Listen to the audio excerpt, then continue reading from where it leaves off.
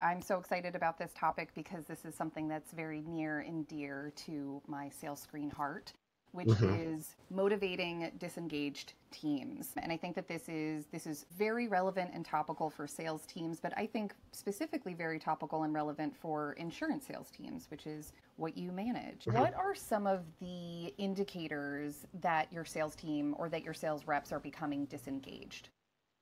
Indicators. How do you see that? Yeah. How do you figure that out? Yeah. I think the first thing that comes to mind, and as I think about it, you start to notice that they just don't communicate as much anymore.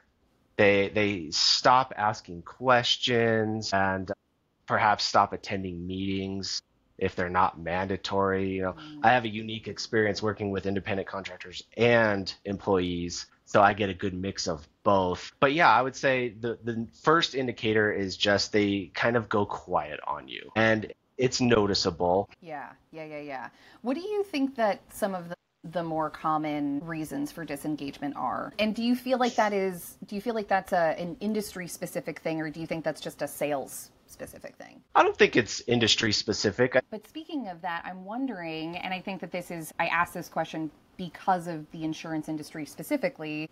Do you feel like there are generational differences in motivation in Hmm. insurance? Yeah, I absolutely have seen that. I've seen everybody from 18 to 65 years old and everybody in the middle. So I've seen all the generations come through. And yeah, I think general consensus, everybody has a little bit of money motivation. I think you wouldn't be in sales and insurance if you weren't money motivated a little bit. But if we set that aside, there's a lot of emotional type of motivators for the younger generation. They value their time more than anything else. They want to learn a lot. The older generation, they don't value their time as much that I've noticed. They do value that money maybe a little bit more, so they're willing to put in the more hours to make it happen. Recognition is a big one. I think the younger generation does value recognition a bit more than the older generation as well. And that's a whole other thing we go into is just how do you recognize all these different people, right?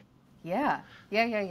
No, that makes so much sense to me. I think that thinking about like my dad, and how his approach to his career, which was kind of like you have to do everything that you can for your company.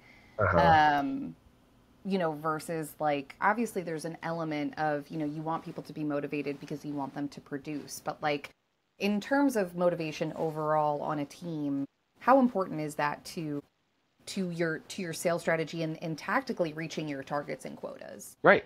I think it's extremely important. You have to constantly motivate or incentivize people because they'll get, like I said, they'll get burnt out. There's only so long somebody can go doing the same thing over and over before they just start to wear down and get a little bit tired. So that motivational aspect of either gamification or just kudos by your peers, things like that. That just kind of resets it, reframes the job that they do. Our company runs on EOS, the entrepreneurial operating system. Mm-hmm. And so we do everything in quarters.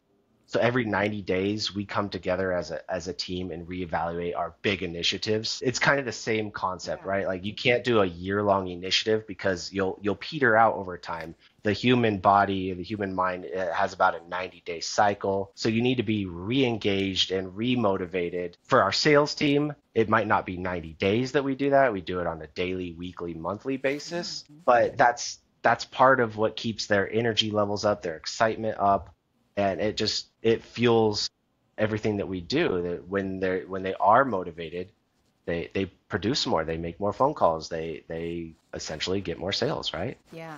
Yeah. Yeah. I think it'll always be that human experience. I think there will be some room to remove that human element from the individuals that do not want that interaction. Sure. So we're going to have to accommodate that. But majority of what we do, the majority of the population out there does still value that human interaction. So we got to be there for them. Yeah.